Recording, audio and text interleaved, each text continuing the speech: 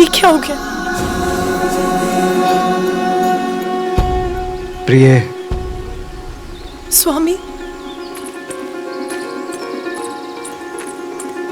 स्वामी, मैंने एक शिशु की आकृति देखी, जैसे वो मेरे साथ लुक्का छुपी खेल रहा हो। फिर मैंने उसे चित्रित करना प्रारंभ किया। उससे एक प्रकाश निकला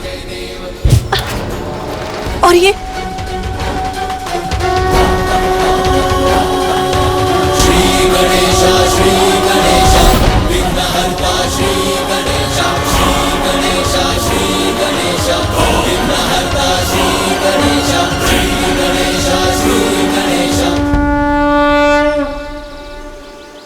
प्रिय, प्रकाश जीवन का ही तो प्रतीक है। वो प्रकाश जो आपके चित्र से निकला, वो आपकी इच्छाओं का ही साकार रूप था, जो आपको अपनी एक छोटी सी झलक दिखला गया। जैसे आप उसे पाना चाहती हैं, वैसे ही वो भी आपके पास आने के लिए व्याकुल है। आपको स्मरण है ना, मैंने आपको एक और पुत्र का वरदान दिया था। जब तक पुत्र कार्तिकेय अपने कर्तव्य को निभाकर लौट नहीं आता, आपको एक और पुत्र का सुख प्राप्त होगा। आपकी कामना ने आकार लेकर आपको अपना आभास कराया है। ओम नमस्ते गणपते त्वमेव प्रत्यक्षं तत्त्वमसि त्वमेव केवलं कर्तासि त्वमेव केवलं धर्तासि त्वमेव सर्वं खल्विदं ब्रह्मासि। संसार में कुछ भी बिना कारण नहीं होता। चिंता त्यागी। आपकी ये बिगड़ी हुई कृति भी निकट भविष्य में आपकी इच्छा पूर्ति का ही शुभ संकेत है। ओम गजाननाय नमः। ओम लंबोदराय नमः। स्वामी, मेरी इच्छा पूर्ण होगी? ये कैसे संभव है? देवताओं को दिए आपके वचन का क्या होगा? हमें आश्वस्त कीजिए हे दयानिधान कि आपके और माता पार्वती के संयोग से कभी भी कोई भी संतान जन्म नहीं लेगी। हमें कैसे प्राप्त होगा हमारा पुत्र? उमा, आशा ही जीवन की निराशाओं को दूर कर भविष्य की शुभ संभावनाओं के द्वार खोल देती है। जिस प्रकार हमें कार्तिकेय प्राप्त हुआ, वैसे ही दूसरा पुत्र भी होगा।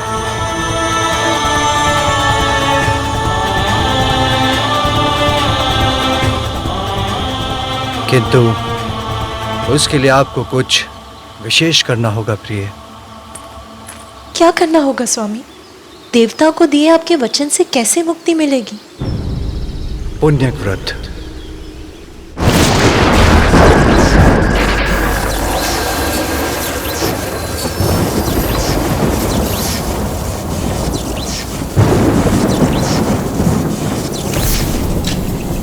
ये भोलेनाथ का कैसा प्रयास है। संतान की प्राप्ति, वो भी पुण्यक व्रत से। ये कैसे संभव है? भला आज तक केवल पूजा से किसी को संतान की प्राप्ति हुई? संभव है देवेश्वरी। आपको पुण्यक व्रत कर श्री हरि को प्रसन्न करना होगा, क्योंकि श्री हरि तो निराशा के अतल सागर से भी आशा के मोती चुन लाते हैं, असंभव को संभव बना देते हैं। किंतु स्वामी, श्री हरि विष्णु तो मेरे भ्राता हैं। मैं उनसे जो मांगूंगी वो सहज ही प्रदान कर देंगे। फिर किसी व्रत की क्या आवश्यकता है? सत्य है, किंतु संसार में कुछ भी प्राप्त करने के लिए कठोर साधना करनी पड़ती है। आपका ये व्रत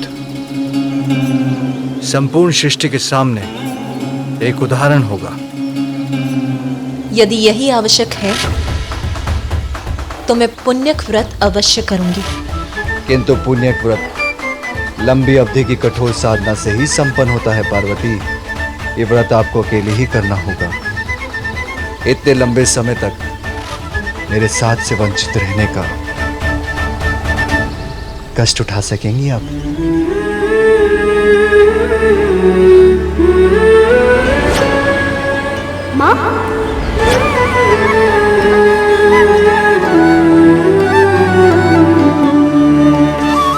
आपसे दूर रहने का कष्ट तो असहनीय होगा स्वामी, किंतु कुछ समय तक आपसे दूर रहकर जीवन भर अपने पुत्र का साथ तो प्राप्त कर सकूंगी मैं।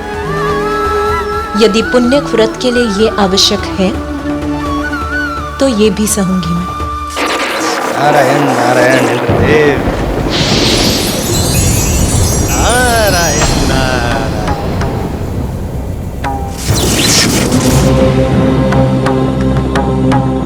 माँ पार्वती को करने दीजिए पूजा, आपका संकट है दूजा। शिव शंकर का वचन कभी असत्य हुआ है? मैं भी उन्हीं के दिए वचन के विषय में सोच रहा था देव ऋषि। भला भोलेनाथ का दिया वचन असत्य कैसे हो सकता है? किंतु माता पार्वती का भ्रम इससे अवश्य टूटेगा। नारायण नारायण इंद्रदेव, नारायण नारायण इंद्रदेव। उधर देखिए इंद्रदेव, जो वरदान मांगने जा रहा है अपने तप को बनाकर सफल, महासंकट खड़ा हो जाएगा देवताओं के लिए यदि मिल गया उसे वरदान का फल। नारायण नारायण।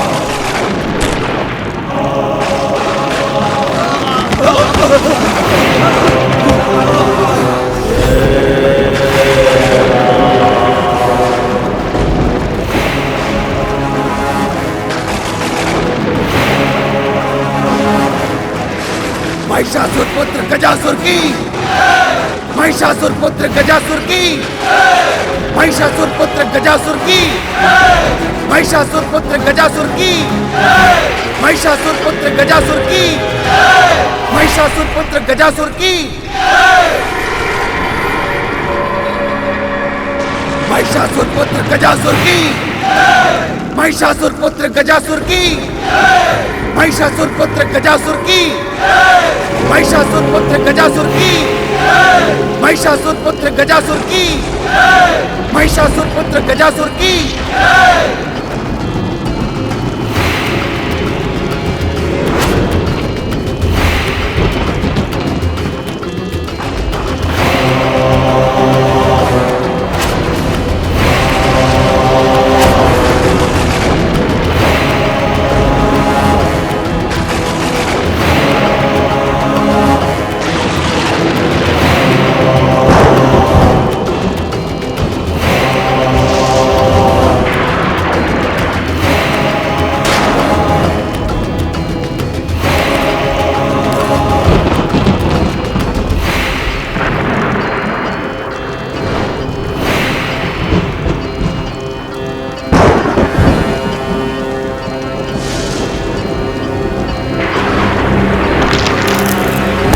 महिषासुर पुत्र गजासुर की, महिषासुर पुत्र गजासुर की।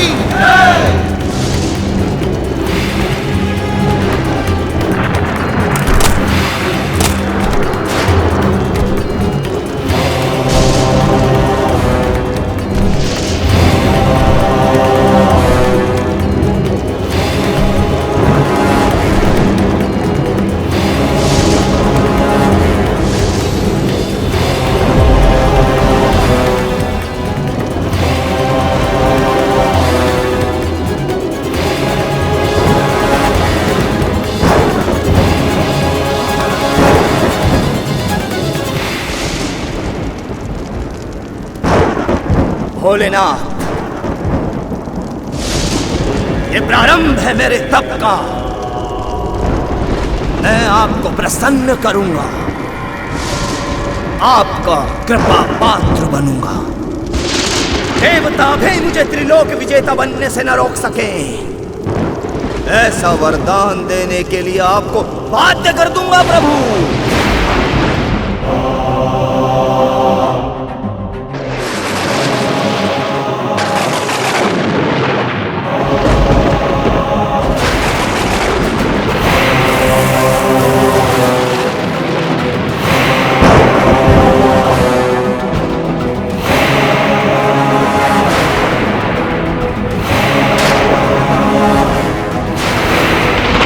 मुझे देवताओं के साथ मिलकर इसकी तपस्या को रोकना ही होगा।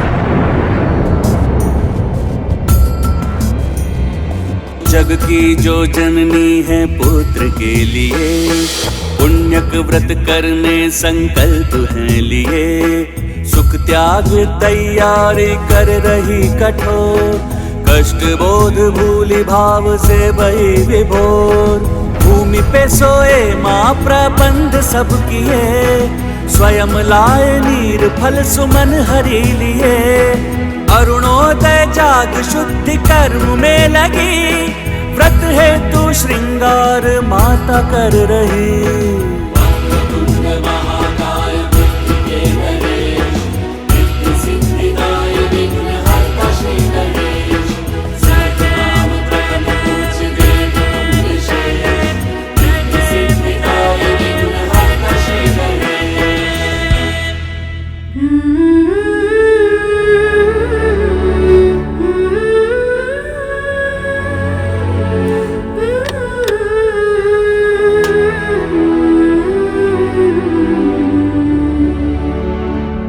सखी पार्वती, सनत कुमार पधार चुके हैं।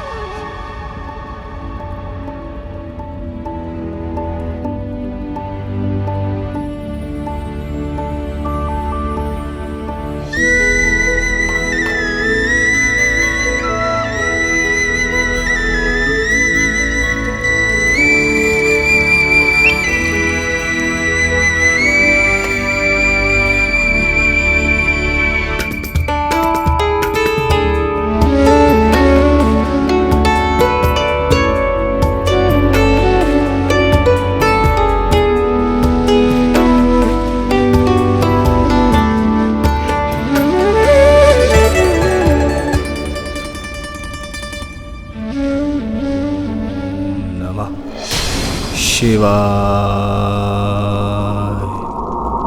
ओम नमः शिवाय।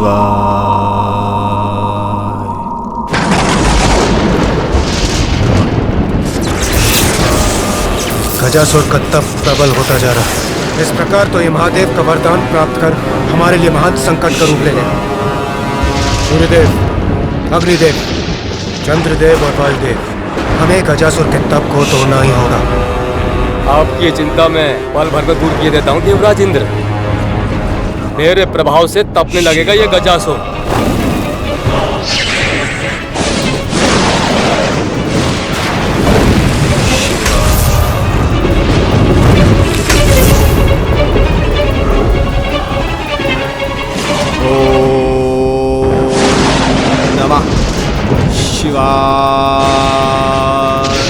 अग्निदेव विफल हुए, किंतु मेरा तेज कभी विफल नहीं होता।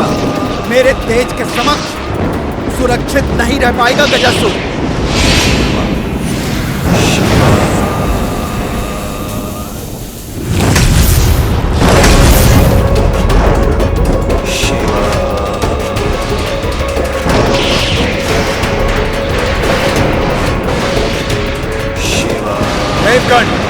इससे पहले कि गजासुर और भी शक्तिशाली बन हमारी महिमा को छिन्न भिन्न करे, उसके पूर्व हमें अपनी सारी शक्तियों को एकत्रित कर इस पर पार करना होगा। इसके तप को सफल होने से रोकना होगा हमें।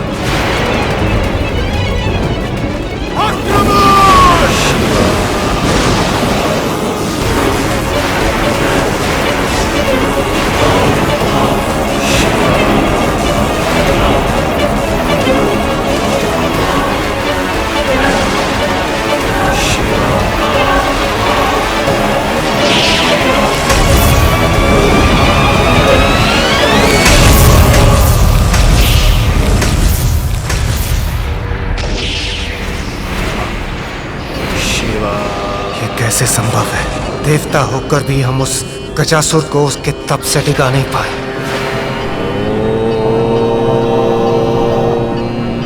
नमः शिवाय।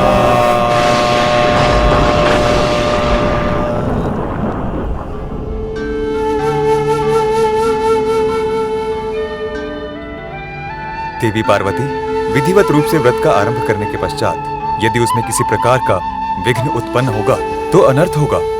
आप आश्वस्त रहें ऋषिवर, मैं अभी निर्विघ्न व्रत संपन्न करने का उपाय किए देती हूँ। कैलाश के रक्षक, महादेव के वाहन, सौम्य और बलवान, आइए नंदी।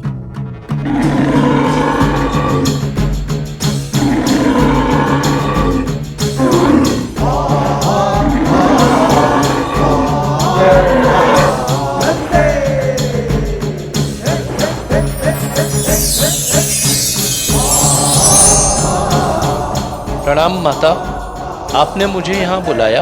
नंदी, मैं तुम्हें अपने व्रत स्थल की रक्षा का दायित्व देती हूँ। मेरा व्रत पूर्ण होने तक यहाँ किसी का प्रवेश नहीं होना चाहिए। किसी का से मेरा अर्थ है यहाँ कोई नहीं आना चाहिए। जो आज्ञा माता, आप निश्चिंत रहें। आपके व्रत में मैं कोई भी बाधा नहीं आने दूंगा। यहाँ कोई प्रवेश नहीं कर सकता। इसकी बैल बुद्धि इतना स्पष्ट आदेश समझ सकेगी?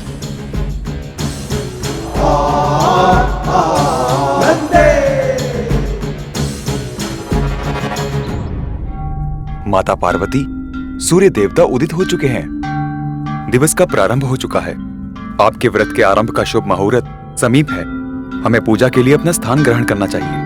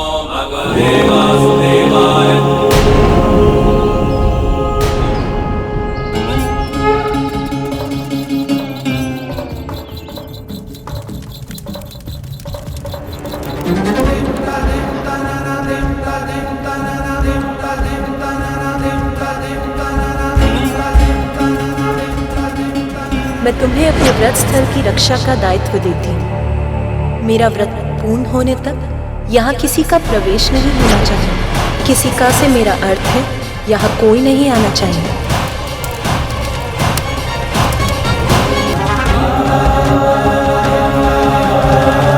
मेरा व्रत पूर्ण होने तक यहाँ किसी का प्रवेश नहीं होना चाहिए।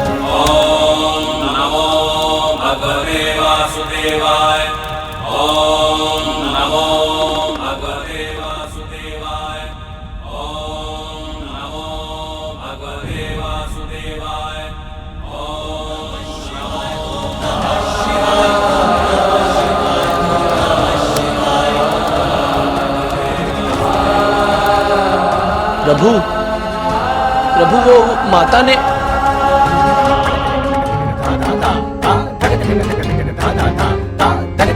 प्रभु तो रुके ही नहीं। अब माता के पुण्यक व्रत का क्या होगा? मैं शिव शंकर की अर्धांगिनी पार्वती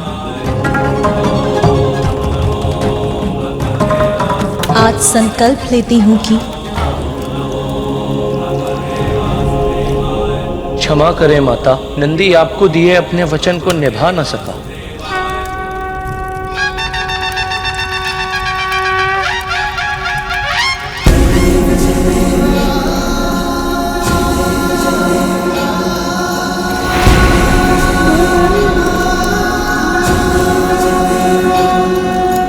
प्रिय,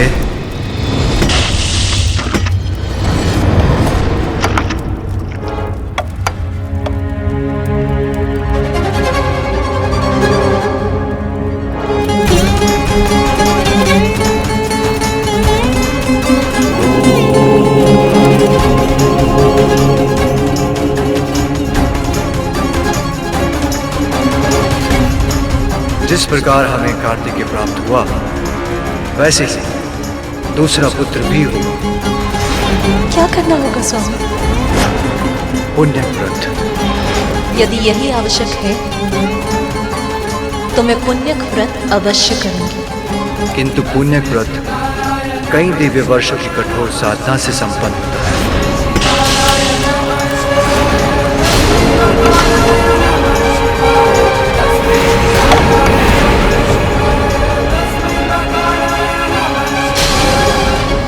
ये तो अनर्थ हो गया, भंग हो गया आपका व्रत। आप तो संकल्प मात्र भी पूर्ण नहीं कर सके, तो लंबी अवधि का व्रत कैसे पूर्ण करेंगी देवी पार्वती?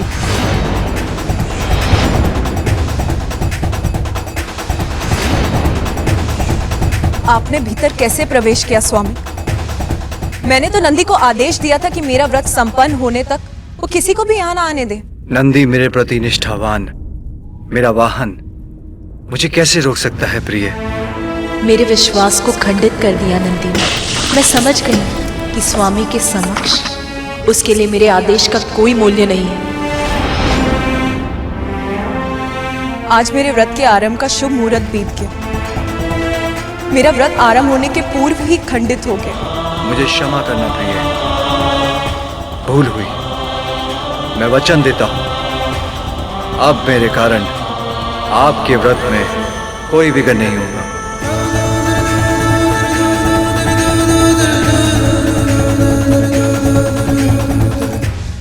आरंभ में ही व्रत का खंडित होना, क्या ये इस बात का संकेत है कि मेरे दूसरे पुत्र पाने की कामना कभी पूर्ण नहीं होगी?